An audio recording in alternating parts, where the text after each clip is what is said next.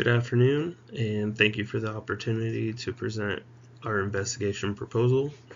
My name is Brian Abell, and I represent D&B Investigations Digital Forensics Team. Today I will walk through how our structured investigation approach will help TechFusion determine what happened, who was responsible, and how the organization can prevent similar breaches in the future.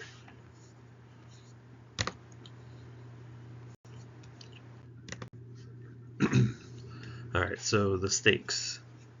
TechFusion has experienced suspicious network activity involving large FTP transfers occurring between 2 and 4 in the morning.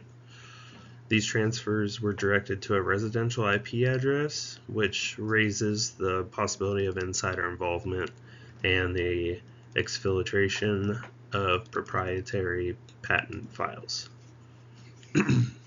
Intellectual property theft can cause major financial and competitive damage, so quickly identifying the scope of the breach and individuals involved is critical.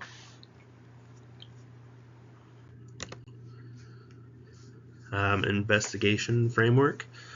Our investigation follows the NIST Computer Security Incident Handling Guide, also known as NIST SP 800-61.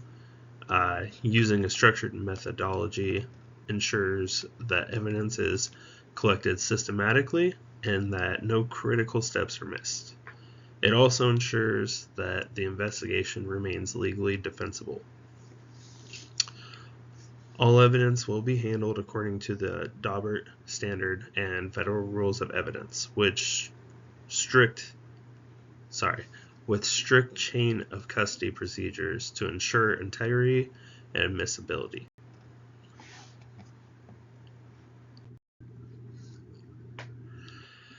So, the investigative toolkit. Our investigation includes several key forensic techniques.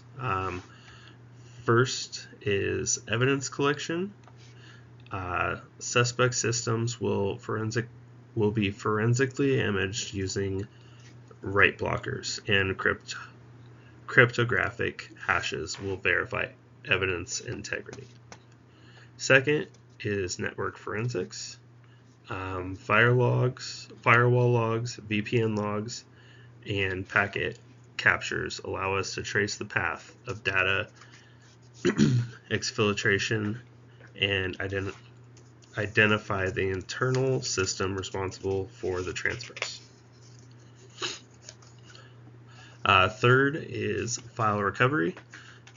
Even if suspects attempt to delete files, forensic tools often recover them from disk artifacts across Windows, Linux, and other systems.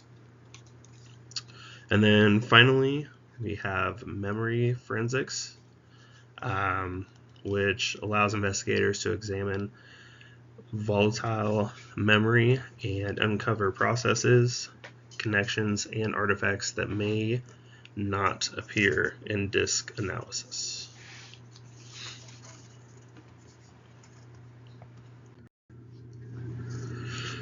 Alright, so root cause strategy. Finding the insider responsible is only the first step. Our investigation also identifies why the breach occurred. We analyze 3 dimensions: technical vulnerabilities, human behavior, and organizational processes. Understanding these factors allows TechFusion to strengthen security controls and prevent similar incidents from happening again.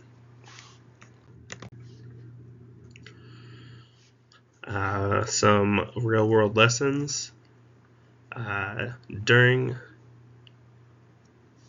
this project, I studied real insider threat cases, including the Coca-Cola trade secret theft case.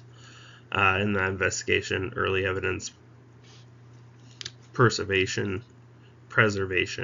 and third-party records, such as phone logs, were critical in identifying the conspirators. That lesson directly influences our approach at TechFusion, where preserving logs and collecting ISP records quickly will be essential for reconstructing the breach timeline.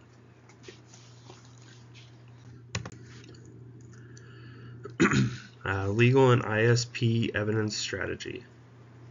Because the suspicious transfers involve an external residential IP address, identifying the recipient will require ISP records.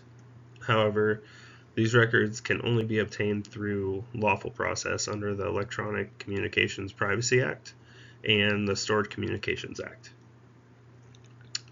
Our records, or our investigation package, includes a legally compliant preservation request to ensure records are retained while proper legal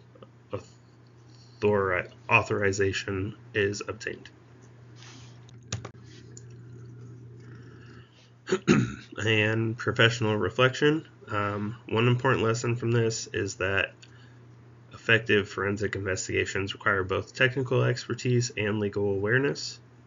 Structured planning ensures that evidence is preserved, analysis is thorough, and findings can support legal action if necessary.